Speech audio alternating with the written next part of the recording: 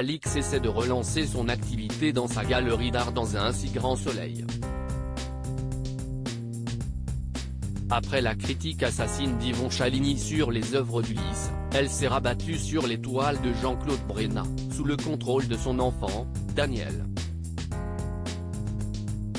Mais dans l'épisode 1012, diffusé le lundi 7 novembre 2022 sur l'antenne de France 2, Alix est sous le choc en apprenant que Marc a écrit un article remettant en cause le sérieux de la partenaire de Virgile.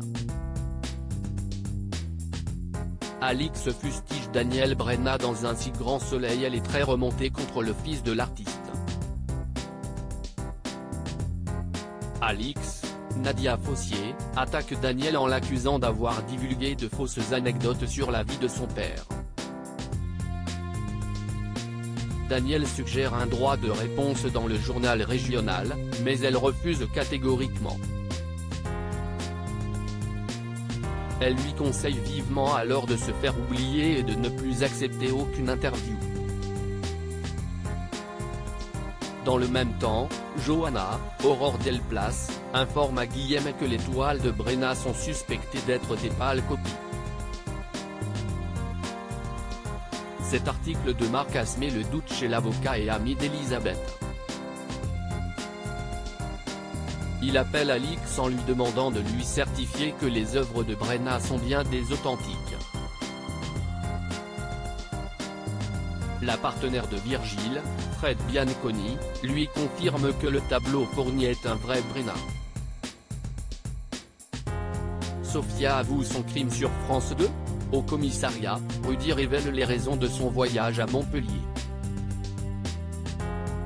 En effet, il est venu récupérer la somme de 50 000 € que le bookmaker avait prêtée, mais l'entretien s'est mal passé.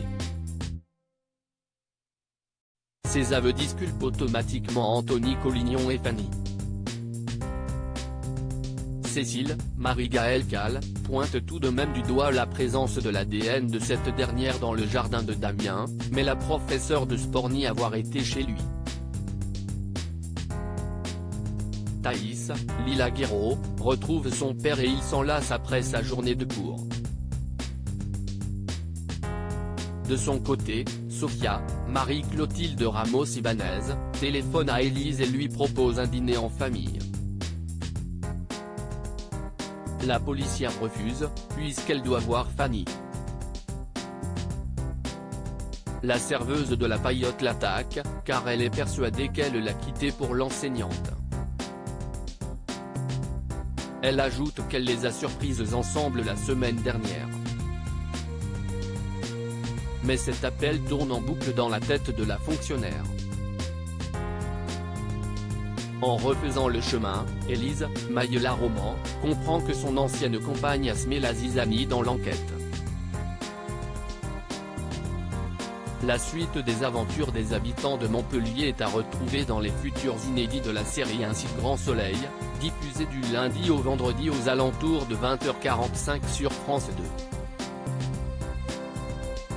Découvrez ici le résumé de l'épisode 1011.